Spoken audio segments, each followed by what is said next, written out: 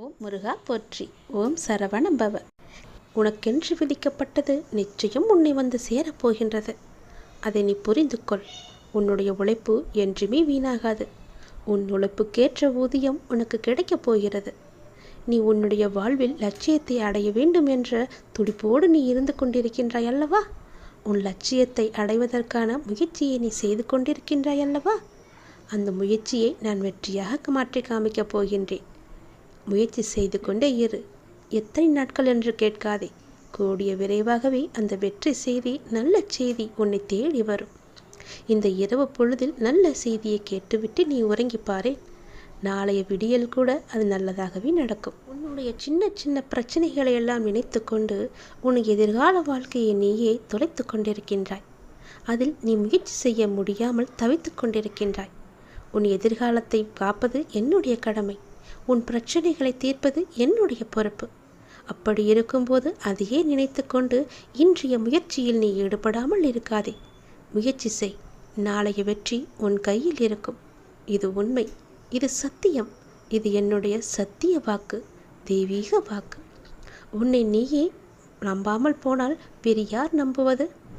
நம்பிக்கையோடு, மன தைரியத்தோடு, நிதானமாக ஒவ்வொரு செயலையும் நீ செய்யும்போது அது வீணாகாது. நிச்சயம் அந்த காரியம் வெற்றியிலேயே முடியும். நிகழ்காலம் உனக்கு கடினமாக இருப்பது போன்றாலும் அது நிரந்தரமல்ல. எதிர்காலம் உனக்கானது. அது சந்தோஷமாக அனுபவிக்க, வெற்றியை கொண்டாட இப்பொழுதே நீ தயார் செய்து கொள்ள வேண்டும். காலங்கள் மாறப்போகிறது.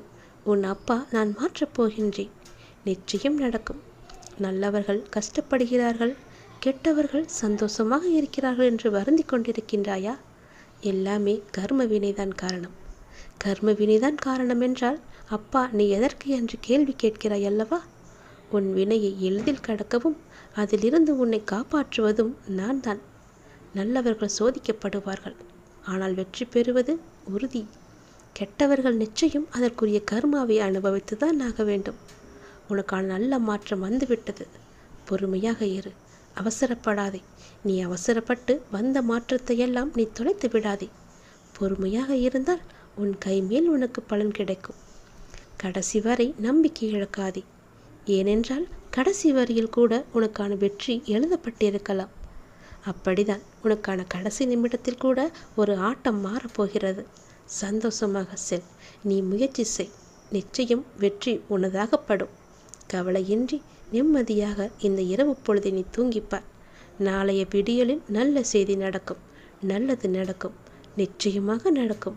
இது என்னுடைய சத்திய வாக்கு.